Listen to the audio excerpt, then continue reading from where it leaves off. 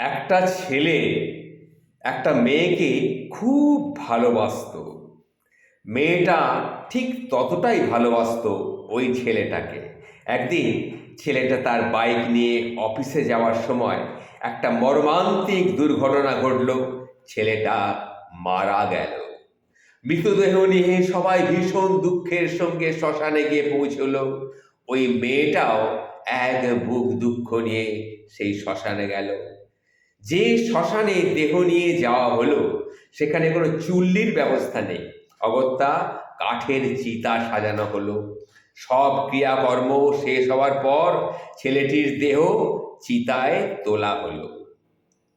তারপরে চিতায় তোলার পর সেই মেয়েটি কাঁদতে কাঁদতে চিতায় উঠে ছেলেটির পাশে গিয়ে শুয়ে পড়ল। এই দৃশ্য দেখে কেউ আর চোখের জল ধরে রাখতে পারল না।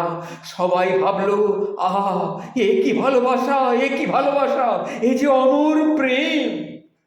এমন সময় সবাইকে অবাক করে দিয়ে মেয়েটা তার মোবাইল বার করে 60 ডিগ্রি অ্যাঙ্গেলে ঘাড় কাত করে সে সেলফি তুলল। তারপর ফেসবুকে ফটো আপলোড করে পোস্ট করলো, me and my ex boyfriend at শ্মশান ঘাট, ফিলিং স্যাড উইথ পুরোহিত অ্যান্ড 14 others third party.